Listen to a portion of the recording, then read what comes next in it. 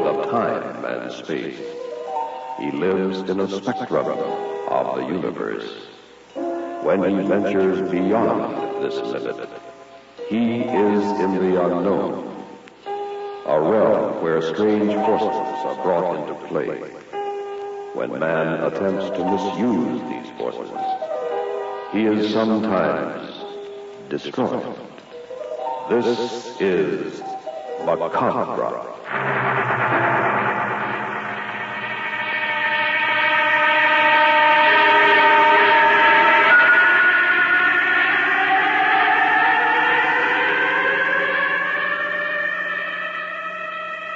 The Far East Network presents, in special performance, Macabre.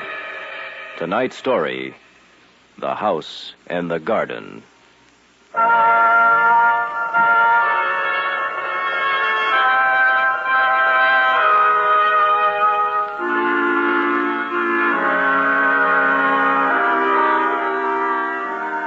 Our story concerns a medieval castle in the south of France and the strange events that befell its inhabitants.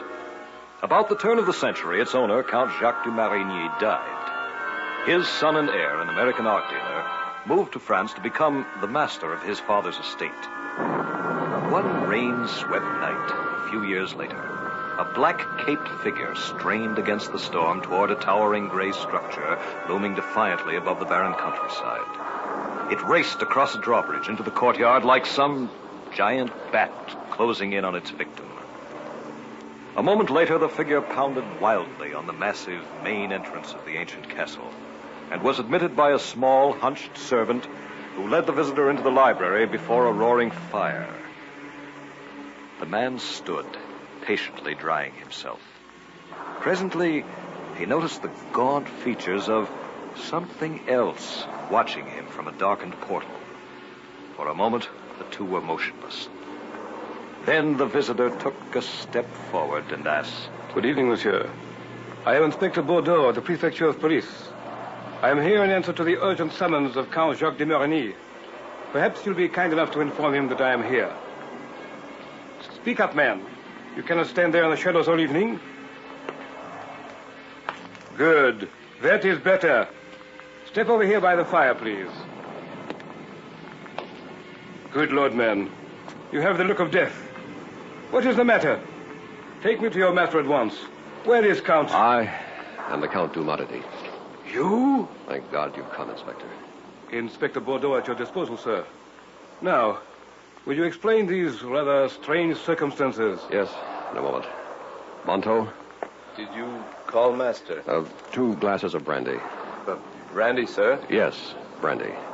Brandy is in the cellar, sir. Cellar? Oh. Well, the wine from the kitchen will do. Wine from the kitchen. Thank you, sir. Wine from the kitchen. Your servant is frightened, monsieur. Please be seated by the fire, Inspector. You're drenched. Thank you very much. A terrible night, yes. The carriage hardly made the trip up the mountain road. But with the horses barking at the lightning, I did not expect to arrive at all. My apologies for summoning you on such a night. In so isolated a spot, a patient could die before a doctor could possibly reach him. The wine master. Oh, thank you, Monto. That will be all. A moment, if you please. Although the wine is fine, the brandy would have been better. Why did you not go to the cellar for it? Go to the cellar? That will be all, Monto. You may help in the kitchen tonight. Yes, master. Thank you, master. What is wrong here, monsieur? What about this cellar he seems to be afraid of? It's a long story, Inspector. Beginning with the house in the garden. The house in the garden? Yes. Continue, please. I sent for you because our lives here at the castle are in danger. Oh? Who threatens you? I am not certain. Have you received notes or visitors who might lead you to believe that someone wants to kill you? No. I suppose I'm not making much sense. I must agree, monsieur. You are not. Will you hear me out? My dear Count, I am a busy man. Perhaps you should have called a doctor instead. No? There may be a death here tonight. You will but listen. I can explain. Very well. At any rate, that wine was tasty. Oh, at my glass. I haven't touched it. Perhaps only a sip or two. I am not a drinking man, you know. Of course not. I'll have Monteau bring us a bottle. Ah, very good. Now, tell me about the house in the garden. A little over 10 years ago, my father died. He left me this estate of over 1 million francs. Provision was that I must occupy the castle and remain here to retain title. I had lived in America since childhood, since my mother left my father when I was an infant. It was difficult, but I pulled up stakes and moved to France. And then I met an American student in Paris, Yvette Palmer. We fell in love. It was later that I learned she had another suitor, the Duke de Bastel. She couldn't decide which of us to marry. The Duke became an enemy and threatened my life. Why did you not go to the police? Would they have believed me any more than now?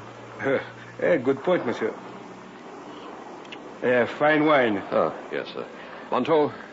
Just a sip or two, or perhaps a glass. I am not a drinking man, you know. Yes, Monteau, a bottle of port. Yes, master. Go on with your story. Well, one night, there was a ball here in the ballroom. I was dancing with Yvette, and everyone seemed to be happy. Don't look now, Jacques, but guess who just arrived? Darling, nothing matters tonight except you and me. It's our friend, the Duke. Oh? I don't recall sending him an invitation. Oh, he sees us. Jacques, he's coming over. Come on. There's no sense in having trouble on the dance floor. Now, that is a pretty picture, is it not? Two in love. Please, don't make a scene. Are you not leading everyone to believe I have lost you? Keep your voice down. Oh, you've made a choice all right, Yvette, so it was the fortune that really mattered.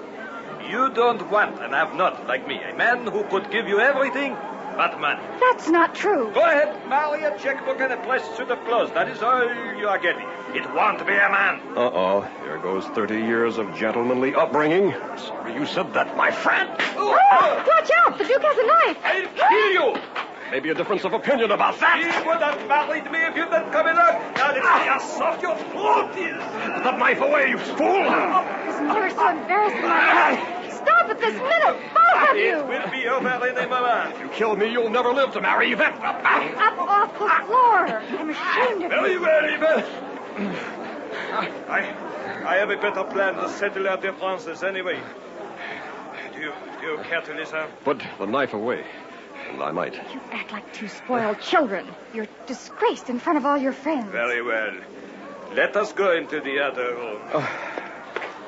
You know, you cut my neck. Oh, it's bleeding. You made the mistake of getting me excited. Take my handkerchief. That will stop the blood. You know, I don't think you were bluffing. I would have killed you. No, what is this plan of yours? A wager. A wager? Yes. For what stakes? One half your fortune. What? I didn't think I hit you that hard. What is the wager? The little stone house in the garden. The one used for storage. I wager I can spend 10 years alone in this house without once coming out, seeing or talking with anyone. But it's like a prison. No windows at all. Only a door and a narrow slit at the roof for air. Stone walls are 6 feet thick. Make it comfortable for me. Get a servant to lower a food tray once a day through the slit in the ceiling. All I ask is that you send me anything I want to read. I will leave notes to that effect in the empty food trays, which can be lifted out after I have eaten. And if you remain for 10 years? I collect half your fortune.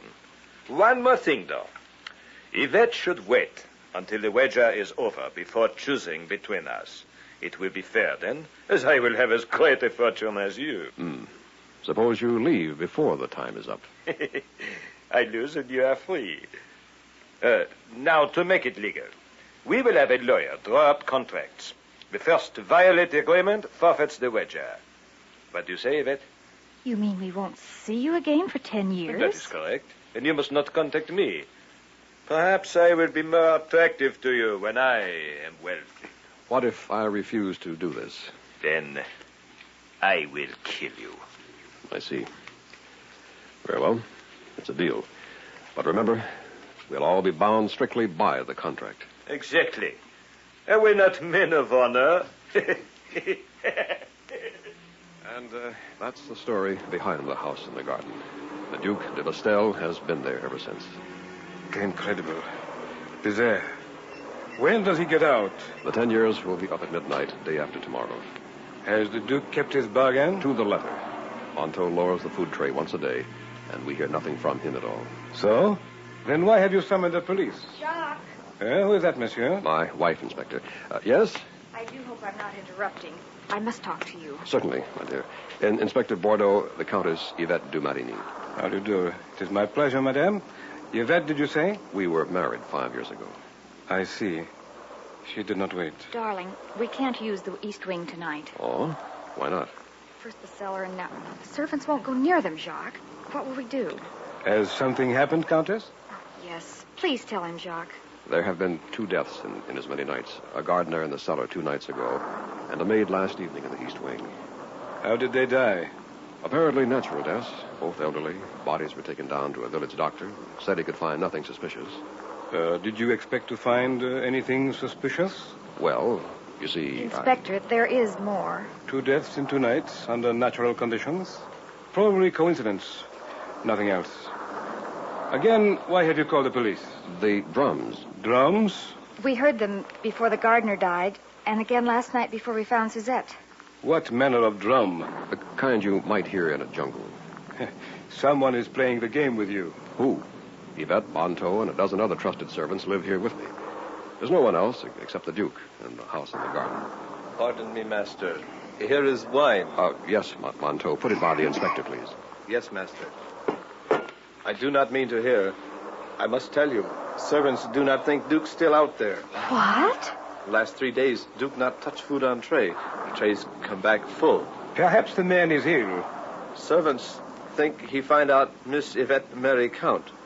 Maybe he escaped kill everyone with voodoo drums. Voodoo? One of the provisions was that he be allowed to read anything he desired. For the past few years, he's requested books on high and low magic, sorcery, witchcraft, and the like. So. And when did you first hear these drums? 2 nights ago. We had just gone to bed when they began to beat. Did you make an attempt to locate them? No, Inspector. We thought one of the servants was playing on them. They found a gardener in the cellar the next morning. Servants very frightened. It is easy enough to clear this up. Give me the key. I will open the house in the garden. No, not until midnight the day after tomorrow.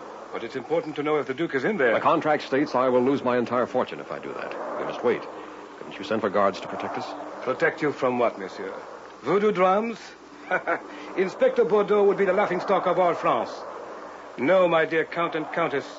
You have made a childish wager with an equally childish Duke. And now you are allowing your nerves to play fanciful tricks on you. I cannot help you. My coat, s'il vous plaît. The road back may be washed out, Inspector. It's a terrible night. Indeed, yes. Yes, it is a bad night. You are welcome to stay the night. There really is something wrong here. Maybe you can find it. If drums come again, servants leave, I think. Inspector, have you tried our grape wine? Best stock we've had in years. Ah, the wine. Indeed, yes. Put me up, just for the night. Perhaps this does bear some looking into. Fine. 2 bottles of grape, Monteau. 2 bottles of grape, master. Good, Monteau. Mind you, only a sip or 2. Perhaps a glass. Remember, I am not a drinking man. Thank you for remaining, Inspector. Let us retire now to the safety of our rooms. I know that you recognize the danger here. If the drums beat again tonight.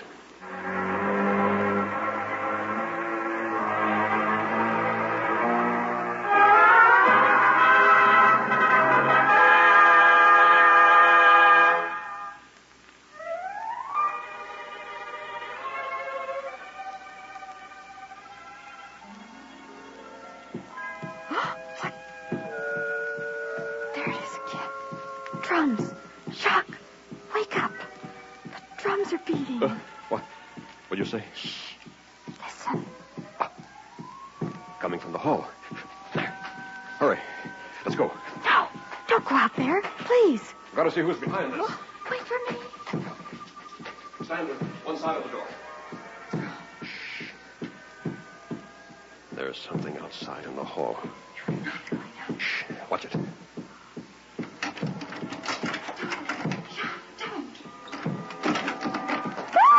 Come with me. Inspector Bordeaux here. Our midnight drummer went around the corner. With haste, we might apprehend the scoundrel. Oh, Inspector, we thought... Lead the way, Inspector. You have the lantern. I was almost asleep when I heard the sound. You were very wise to summon me. This is either a practical joke or a ghastly plan of murder. Look, a shadow around the bend. Hurry. Wait. That tapestry, it's moving. What is behind it? An alcove. Our phantom is probably in there. Careful now. Now, up! Marie! Oh, no. I didn't have to do this to you. Who is this girl, monsieur? Marie, one of my wife's maids. Is she? She's gone. With a dreadful look of fright. Were the others like this? Yes. No signs of violence. Henri, he's getting away! Oh. I must have gone up the west tower. If I handle the lantern, I'll lead the way. Through this door! A man could fall to his death from this old stairway. Here, take my hand, Countess. Oh, thank you, Inspector. See anything up ahead? Not yet. We're almost at the top landing. Then we'll have him cornered. Be careful, Jacques. Just a little farther. Ah! Watch it. Broken step. Go ahead, we're all right. Hey, have a gun, just in case. Easy does it now. Shine the lantern around. Has to be up here somewhere. Look behind that post. Jacques, a shadow moved. Where, Yvette? You, come out from behind that post. Now we know where you are. Have a gun? I can't see a thing. Keep on the way. There's something hiding right over there. It moved again. Stop or I'll shoot. No, I didn't do it. Kindly raise your hand. No, you must believe me. That's why the guard. Look out for the open window behind you!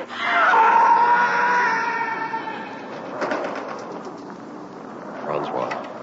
Poor devil. But why would he? What reason? What do you think, Inspector? Nothing further can be done here. We'll take care of the body in the morning. I suggest we retire to our rooms and try to get some rest. I'm so relieved it's finally over.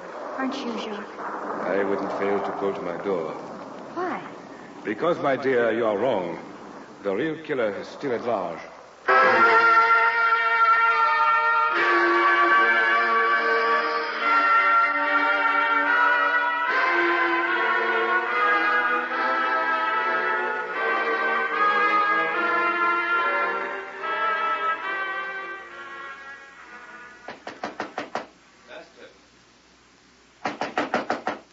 Master, you awake?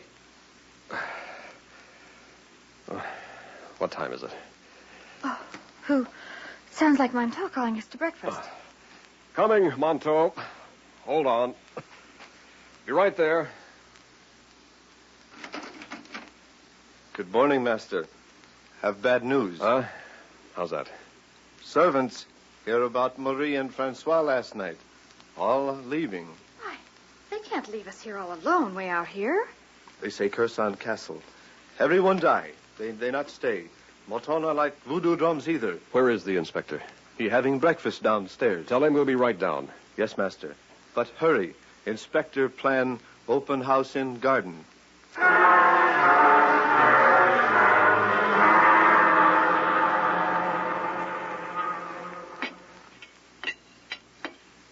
The last breakfast the cook made before she left.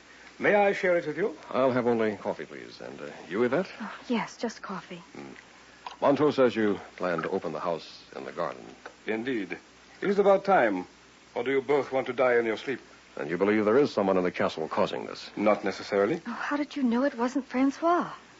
The killer we were following had already passed the tower room when we found the dead maid. He couldn't have come back without being seen. Francois found Marie before we did. Afraid we would mistake him for the murderer, he, like a coward, ran up the tower. He accidentally fell out the window. Master, the servants now gone. Only we left. All right, Montauk. Inspector, I have a plan. Give me one more night. One more night, monsieur. May find all of us dead in our beds. There is a madman loose. I cannot risk it. Montauk can guard Yvette in the castle tonight. You and I will take up watch by the house in the garden. What do you say? I think we should leave this place immediately. Yvette, how about it? One more night? Oh, I'm frightened. But if Montauk will promise not to leave me. Montauk guard Countess with life. There we are. Now, how about it? Well, it seems I am outvoted. Very well, then. One more night. However, I cannot guarantee you will be alive in the morning.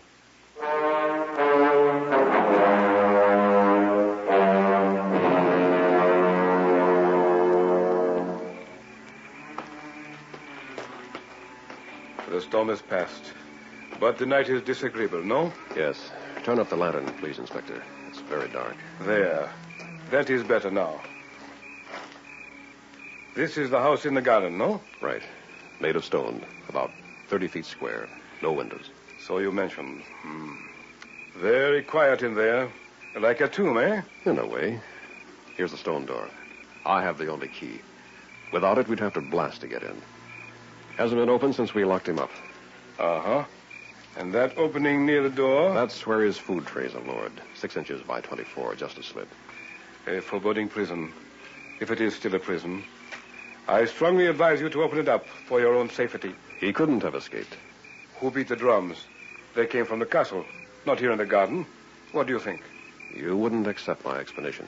My dear Count, please do not expect me to believe in witchcraft or voodoo. This is 1910, the 20th century. Then we'll hear the drums no more.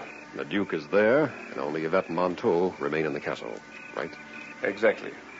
There is no one else left to beat them, if you have assumed correctly. I suppose we are reasonably safe.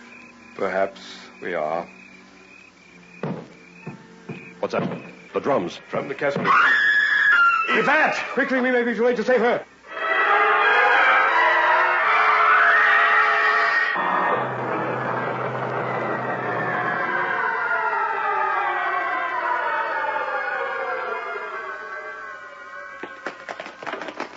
Stop. Cellar door. Drums came from the cellar. I think so. I will go first with the lantern. There's nothing down here except rows of wine casks. We will be at the bottom in a moment. You see anything? Only wine casks. Listen. What is dripping? Wine? Hardly. Come on. Dripping is growing louder. Perhaps around this corner. Something on the floor there. What? Wait. Monto! Is he dead? No. A blow on the head. Monto, quickly. Where is the Countess? I protect Countess. Someone hit me with drum. I dragged you into the cellar. But where is the Countess? Inspector, the dripping. It's blood. Indeed. Overhead. Something lying on that wine cask. Raise the lantern. It's a woman. The Countess. She's alive. Her face is turning toward... Good Lord. What happened to her face? Yvette! No! They didn't. Oh, God, they didn't do this to her. I won't believe it. She is dead, my friend. This will not help her. I know who did it. He couldn't stand my happiness. The Duke. Yes, the Duke. Killed him out. Let's go. I'll get the key. Yes. I advise you to calm yourself. Where are you going? To the Duke. Yes, to the Duke. We'll do what he wants at last. We'll open the house in the garden.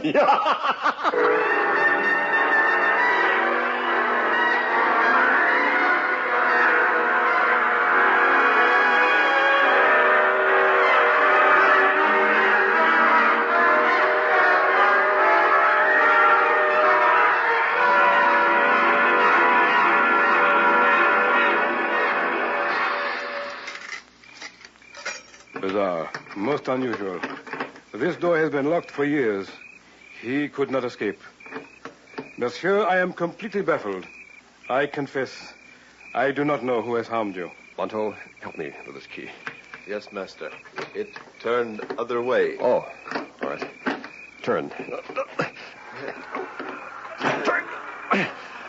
There. Inspector, give us a hand. Oui, monsieur. Door swings out. Here we go now. Pull.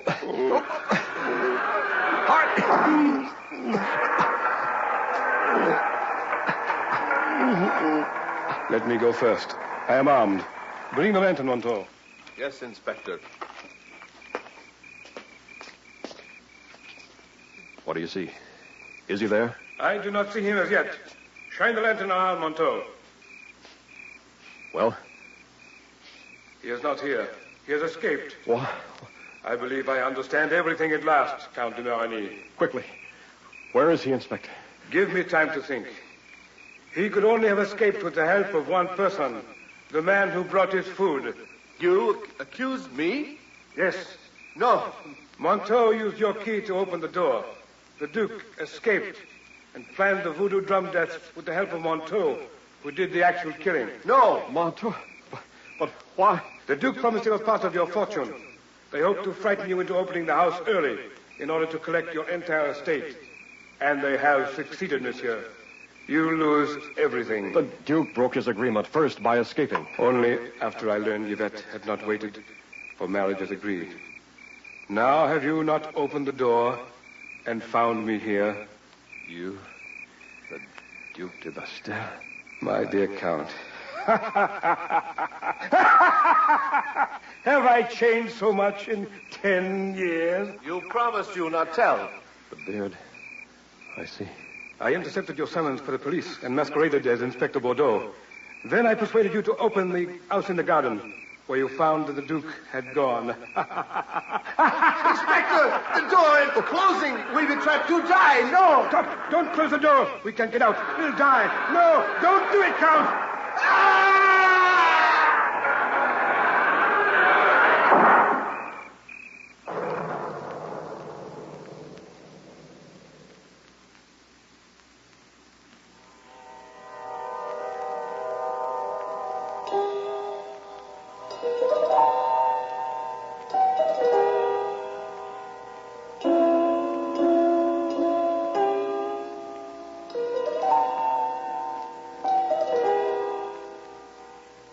Just heard Macabre, a special Far East Network presentation.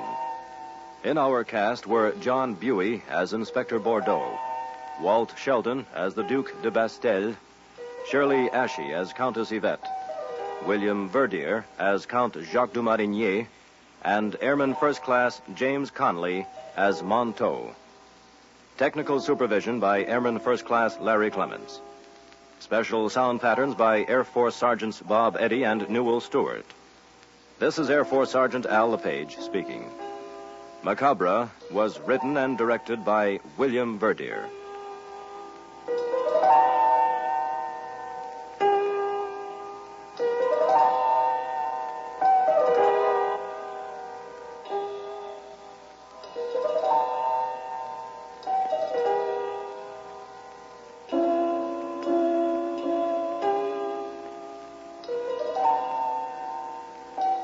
Macabre comes to you each week at this time through the worldwide facilities of the United States Armed Forces Radio and Television Service.